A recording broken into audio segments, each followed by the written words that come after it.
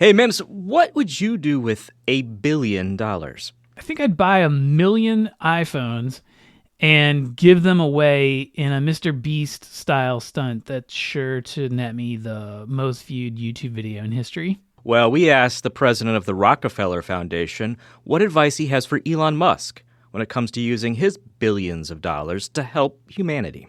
And that's as Musk and DOGE are taking a chainsaw to government aid spending. That's next. There's probably no bolder name in the history of U.S. business than Rockefeller. That's John D. Rockefeller. He made his fortune in oil more than 100 years ago, and he eventually used some of his money to create a nonprofit organization that still bears his name to promote the well-being of humanity.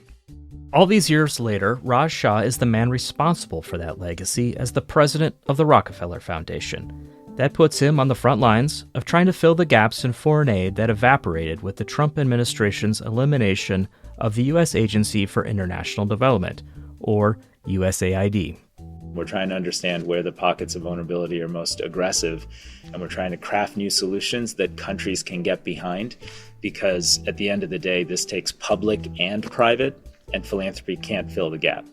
Shah has special insight into the situation, having run USAID under the Obama administration. The agency's work has been criticized by President Trump and his ally Elon Musk.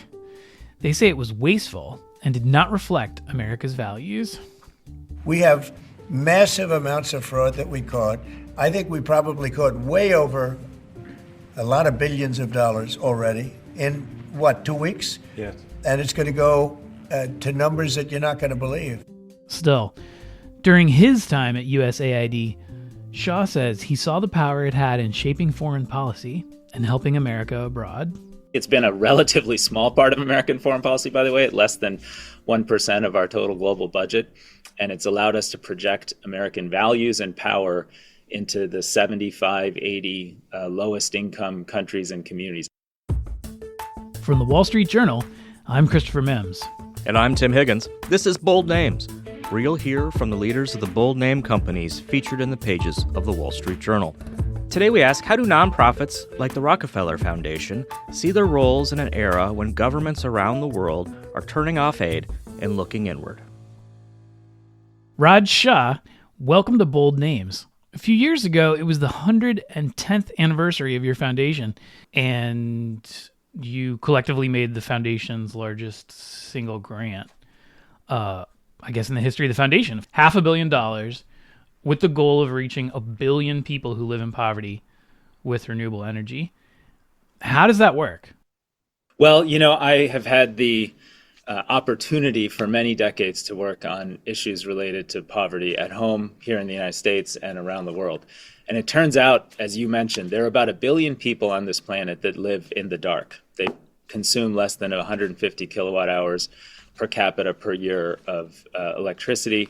As a result, they can barely power a light bulb and a small appliance in their home. They are living in communities where it's very hard to create jobs and upward economic mobility and for businesses to succeed when there's no access to energy, or energy is extremely expensive and erratic. But today, we've mobilized tens of billions of dollars to reach 1 billion people who live fundamentally disconnected from the power grid with distributed renewable electrification. And when we make those investments, we make them in the form of equity investments in small companies, in the form of policy engagement with countries to get countries to make their own investments and to change the rules to allow the private sector and entrepreneurs to enter the electricity service business. And we make them with an eye towards fiercely measuring results. So I can tell you that in the 40 million people we're now serving in more than a dozen countries, those communities are moving out of poverty. Women in those communities are getting jobs. Girls in those communities are going to school, sometimes for the very first time. Big bets, equity investments, impact investing, risk capital. This all sounds a lot like Silicon Valley, and from a tech perspective, like seed capital. Is that how you're looking at it? Yeah, exactly. I mean, we basically think our philanthropic resource, our endowment and the money that comes off of it, is risk capital for society. And in particular, it's risk capital to find the innovative new solutions that can help people who are most vulnerable. Society is going to create great new technology solutions to power data centers right now because there's a ton of money to be made.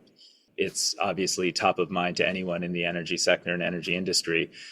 You don't have the same creativity, presence of capital, and commitment to find solutions to replace diesel generators in northern Nigeria that are providing power erratically in a noisy, dirty way at 60, 70 cents a kilowatt hour.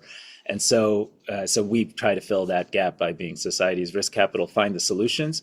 And then frankly, when we find good solutions that are market ready, it's often local entrepreneurs and businesses that take it to scale if we can get governments to create a stable and appropriate regulatory framework to allow those businesses to succeed. I think one of the interesting things about the foundation is it's played such an important role in the creation of the modern field of public health, fighting the 1918 influenza pandemic, helping eradicate hookworm in the U.S., helping develop the yellow fever vaccine. And I'm curious, what is it like running an organization with that history at a time when some very high-profile U.S. leaders are questioning not only the efficacy of vaccines, but also suggesting they're unsafe? Well, I think of it more as our services, our knowledge, our history, and our understanding of the field is actually more needed now than in recent years. I'm very proud of the role we played in helping America overcome COVID, and we worked hand in glove with the Trump administration, with dozens of states, and with more than 40 local municipalities, cities, tribal reservations, et cetera, to expand access to COVID testing for our country. In fact, we launched that effort with a op-ed that ran about 5 years ago in the Wall Street Journal because we felt the only way to get out of lockdown was to invest in science-based testing strategies so people knew who was safe and who wasn't, and we could get out of our homes and get kids back into school and live the kind of life Americans want to be able to live. And so, we go where the science takes us. And for a long, long time, from the invention of the yellow fever vaccine to today, we've been investing in safe, effective vaccination that has saved millions and millions of lives. And we'll continue to do that. We'll continue to enlist all the partners we can to make the case that vaccination, especially childhood vaccination, is both extremely safe and the most efficient way to save life around the world. Of course, we live in a time when science is now, unfortunately, highly politicized. You and I grew up in a time when vaccinating children was not controversial. It was the greatest public health win in literally the history of humanity.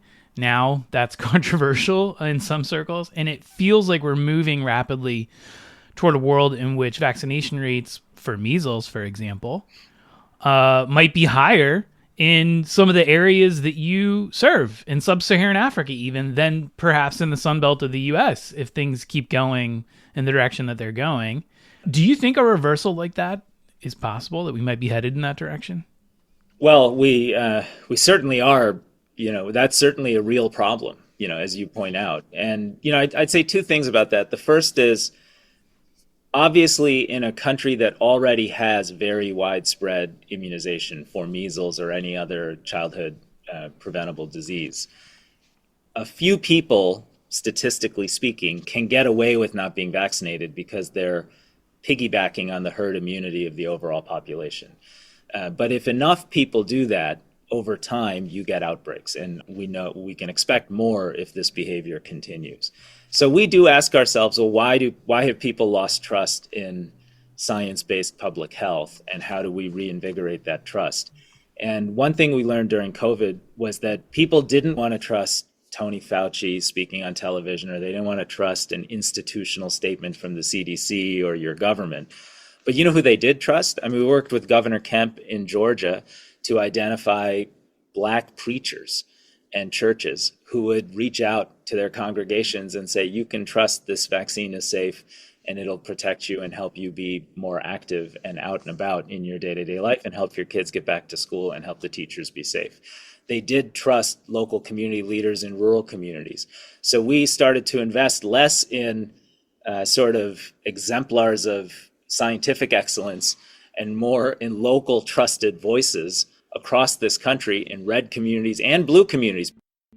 We've heard how Shah approaches giving, but next he talks about why he thinks it is wrong to demonize USAID. People in America want to help their neighbor. And that's true whether their neighbor is in Haiti or whether their neighbor is inside the city of Detroit. And the truth is, when we do it with a high efficiency and a focus on results, we actually demonstrate the best of our values and make our country safe and make our people proud. Stay with us.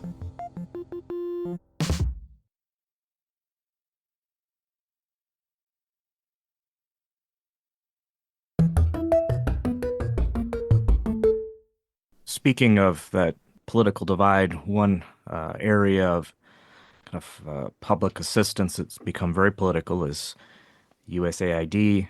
You used to run USAID. It has been one of the largest sources of assistance for more than 120 countries, providing money for things like hunger relief and responding to infectious diseases. A lot of that has been very much disrupted. And I'm interested in hearing what you think will be the ramifications of that money apparently going away. Well, I'll tell you, my first week on the job at USAID, the Haiti earthquake happened. And President Obama called me in my office, and America, military and civilian, and the private sector partnered to mount the largest single humanitarian response. Within a few days, we're feeding 3 million people. We sent urban search and rescue teams that literally pulled 106 people from the rubble and saved their lives within hours. And the reality is, people in America want to help their neighbor. And that's true whether their neighbor is in Haiti or whether their neighbor is inside the city of Detroit. And the truth is, when we do it with a high efficiency and a focus on results, when we're honest about fighting the waste, fraud, and abuse that people should worry about with any form of public expenditure, but we do that with intentionality, we actually demonstrate the best of our values and make our country safe and make our people proud. And so it's been a bipartisan, long-standing part of American foreign policy. It's been a relatively small part of American foreign policy, by the way, at less than 1% of our total global budget. And it's allowed us to project American values and power into the 75, 80 lowest income countries and communities. I've been in churches and schools. I was in a school in rural South India as a kid on a project. You look up above the blackboard and you see 3 pictures of India's independence leaders and a picture of John F. Kennedy. There have been projections that the complete elimination of USAID is going to lead to millions of deaths because of the very basic public health operations that it's supported. Do you agree with those projections? What are going to be the ramifications? Let's just be blunt here. What do you think is going to be the impact of all that aid going away? I think these projections are accurate. I think if you look very specifically at the reality that USAID ran the supply chain for providing antiretroviral drugs to millions of Africans. That was a program created by George W. Bush, a Republican president, right, with extraordinarily strong support from churches and evangelical communities across this country who directly partnered in that program all across Africa. I used to travel through parts of Africa where the single biggest roadside item for sale was a coffin, because so many people, especially of working age young men, were dying of HIV/AIDS.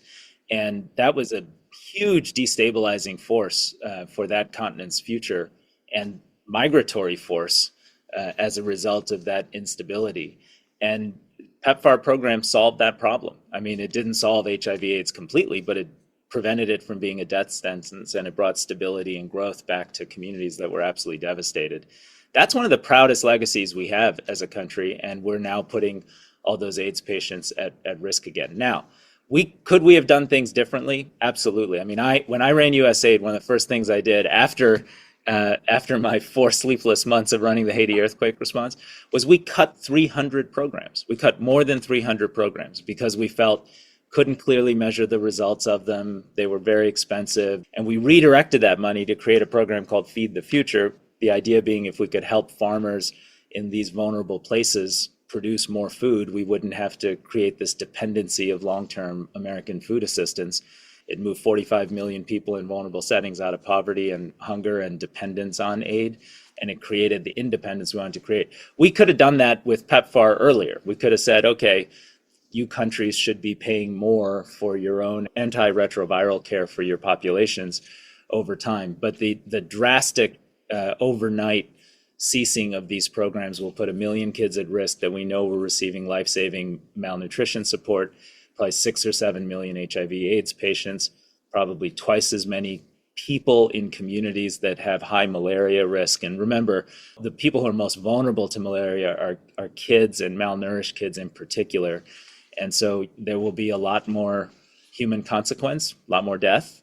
And I can tell you that a parent in Kabul or in Somalia or in South Africa or in Guatemala cares as much about their kid and their kid's ability to live as my parents did in suburban Detroit. So, we're going to have to rebuild now. While Shah disagrees on the Trump administration's handling of USAID, he still sees ways that the Rockefeller Foundation can work with the government in the U.S. There's probably not room for working together on some areas like vaccine science, because we have very different points of view. But on food as medicine, we think we have some like-minded partners. That's next.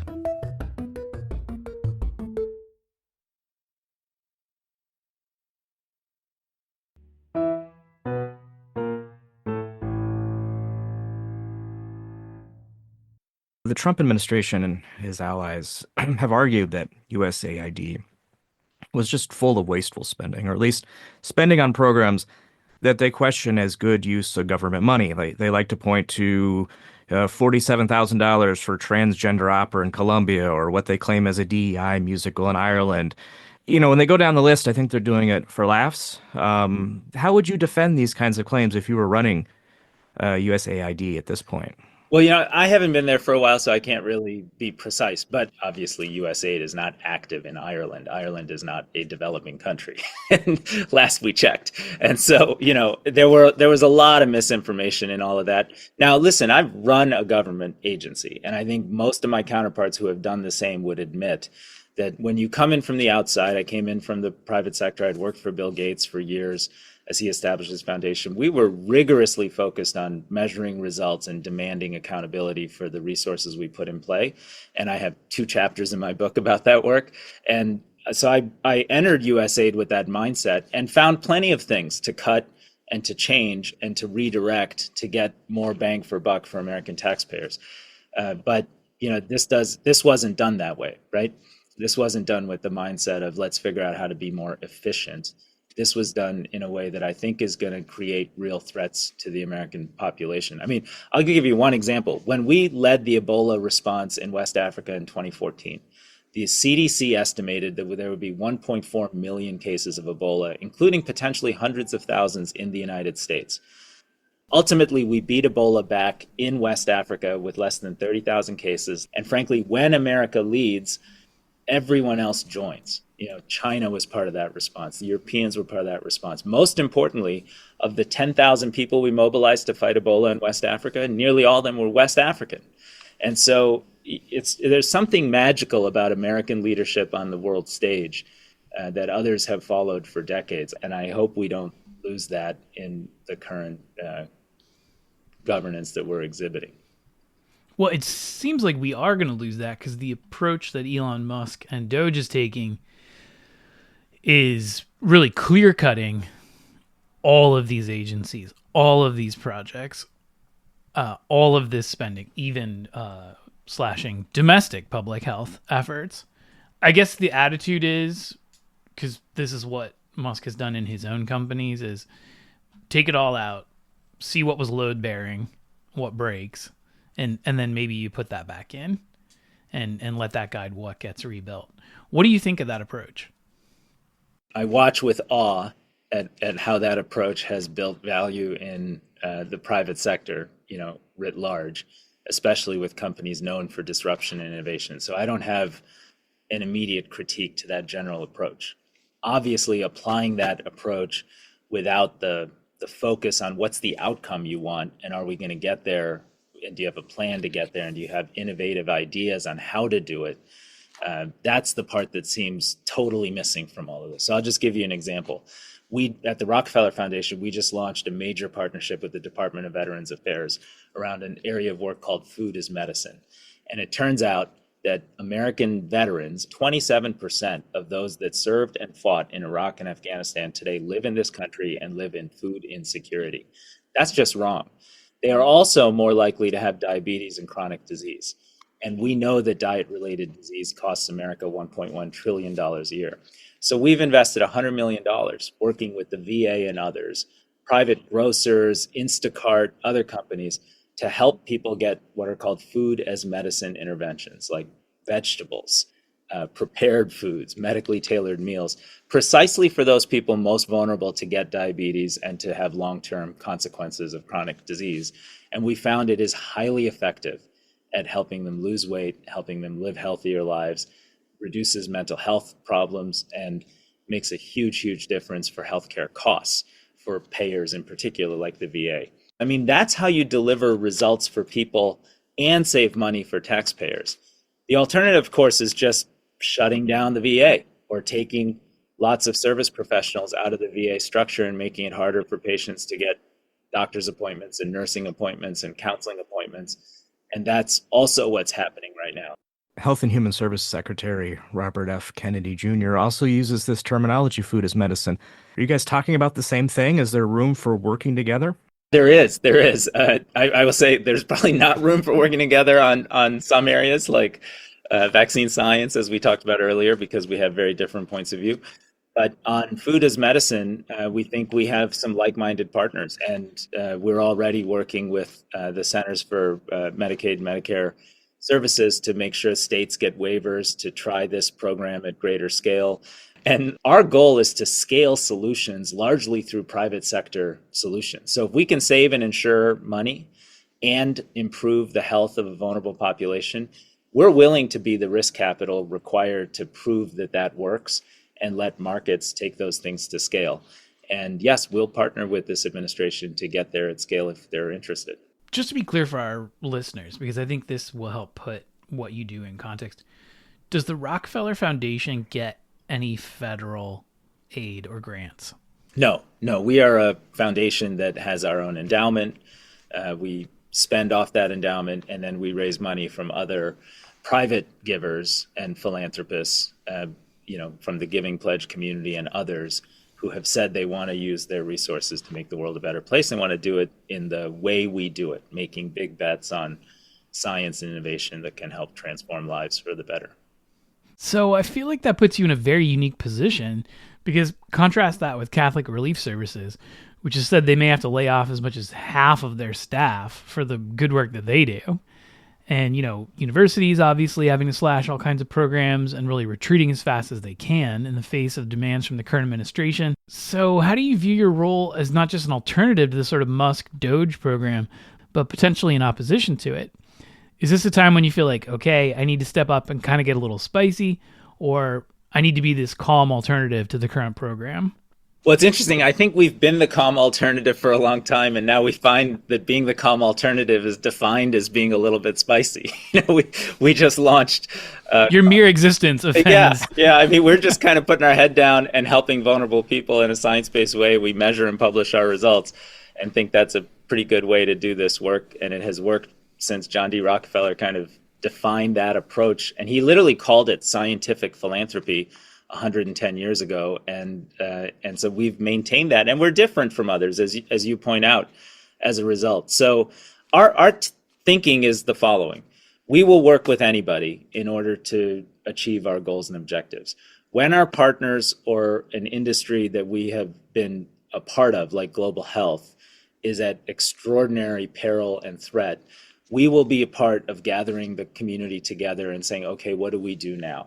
And sometimes what do we do now involves explaining the work and saying, hey, folks, this is, yes, there might be, this kind of fraud in this example, but by and large, we've studied it and we can document that these are results-oriented programs and activities, and we'll use our voice to do that. And if people think that's spicy, it's spicy. It's just a matter of speaking our own known truth. So can nonprofit groups just fill the void of USAID's disappearance. I mean, the Rockefeller Foundation has what, $6 billion in assets? That's a lot of money. Can you just deploy that tomorrow? No, and it's not even close, right? And so if you look, it's not just USAID's disappearance, which might have been, 40 to 60 billion, depending on how you measure and what you count. But this whole field of developmental assistance that maybe 40 or so countries provide to the other 120 or so countries is the official developmental assistance is probably around $220 billion on an annual basis. And again, people follow the U.S. lead. So when the U.S. goes down so dramatically, very soon after those announcements, the U.K. announced they'll cut their aid in half. We've seen a lot of European countries redirect their aid budgets to refugee support domestically, which is a great cause, but it does lead to a reduction in their own assistance. So what we're basically seeing is a global collapse of the effort to extend health and food to the world's most vulnerable people and communities. And whatever you might think of USAID, the hundreds of partners that the European countries used and that the Americans have used to support that work are all in deep peril right now. So, we're working with them, we're listening to them, we're trying to understand where the pockets of vulnerability are most aggressive, and we're trying to craft new solutions that countries can get behind, because at the end of the day, this takes public and private, and philanthropy can't fill the gap. I want to circle back to how we began. You run the Rockefeller Foundation, created by John D. Rockefeller, once one of the world's richest men. Used to work for the Gates Foundation, created by one of the world's richest men of this era. If the world's current richest man, Elon Musk, called you up today, what advice would you give about helping humanity? How should he be using his billions and billions of dollars? Oh, gosh, that's a great question. I'm not sure I should be in the business of giving Elon Musk a lot of personal advice, but I would say this. Free trips to Mars. I mean, I used to really believe this, and I still do. That Tesla Powerwall, if you can innovate a version of that is better and cheaper and cheaper and cheaper, is probably the solution to unlocking human poverty on this planet. I've always felt that the magic they've done on making electricity something that can be distributed, renewable, and totally accessible could change the face of the earth and change the face of poverty and inequity pretty fundamentally. And in fact, there was a time when I think Tesla acquired another Musk company that was doing that type of work. Solar City. So yeah, Solar City. His cousin's company.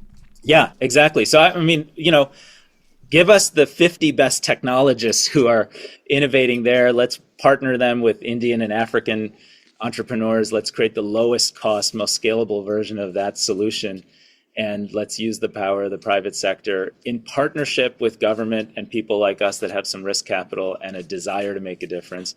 And let's lift the bottom billion people on this planet up into a stable place of growth and opportunity. And you'll do more for humanity, for safety, for security, and for happiness on this planet than perhaps anything else we could do together. So it sounds like your advice to Musk would be maybe return to form. Like Musk of 10, 15 years ago, where the vision was about energy poverty, and the abundance that comes from making energy universally available?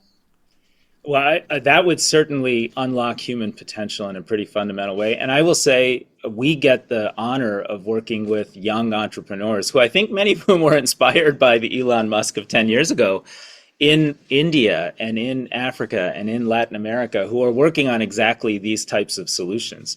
He obviously has some really special genius to have built what got built in the private sector, and not all of these entrepreneurs will have that. But some of them are pretty extraordinary. And as a foundation, we're different than other institutions because we want to get behind those entrepreneurs and help them be as successful as possible. Well, Raj Shah, thank you for joining us today. Thanks so much. It's been great to be with you. We reached out to DOGE, the State Department, and Elon Musk for comment. They did not respond. And that's Bold Names for this week. Our producer is Danny Lewis. Michael Laval and Jessica Fenton are our sound designers.